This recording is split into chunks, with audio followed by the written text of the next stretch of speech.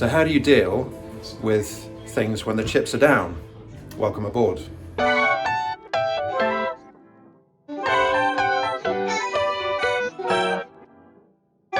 I'm with my new mate Joe here. We're in Lily's cafe. There's Lily. Hi. And we're having a coffee, and we just got into a really good discussion now. Joe is late 20s in fintech, lost his job during COVID a couple of years ago. And times were difficult, weren't they? How many jobs did you say you applied for during that time? So over the course of 9-10 months, it was about 600.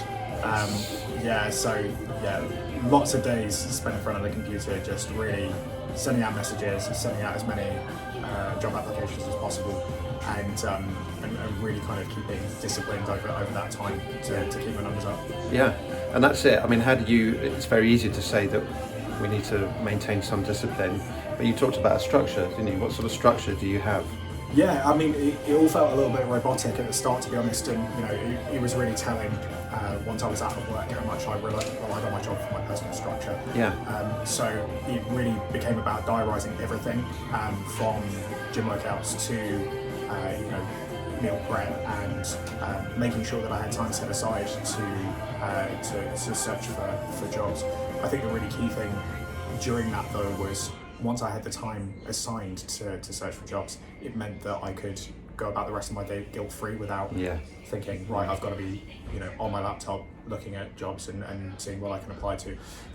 Tech was extremely competitive, and I knew it was going to take a while. I wasn't sure it was going to take that long, but yeah, it was all really about keeping super disciplined and almost robotic, to be honest.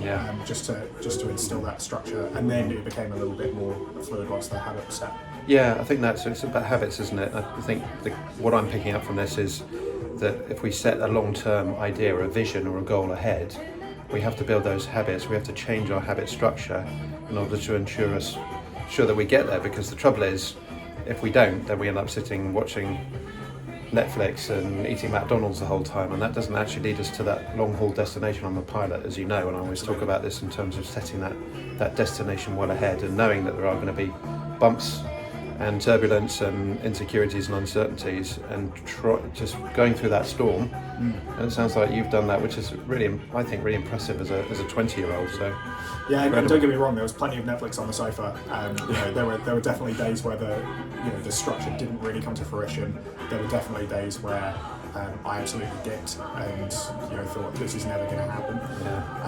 But really, once you know the structure, once you know the numbers that you need to put in to secure something like a job, or just getting to that next goal, that kind of clarifies a long-term vision, and it really means that if we are working towards something and just kind of putting in the metrics every day, then that will move you closer, rather than getting daunted by the big task at the very end.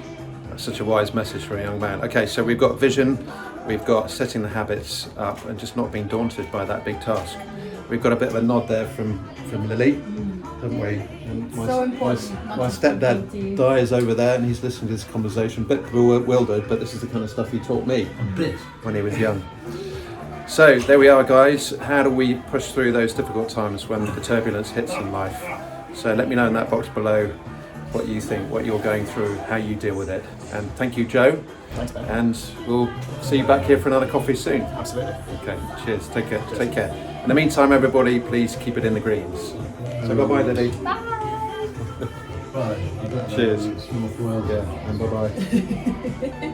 Au revoir.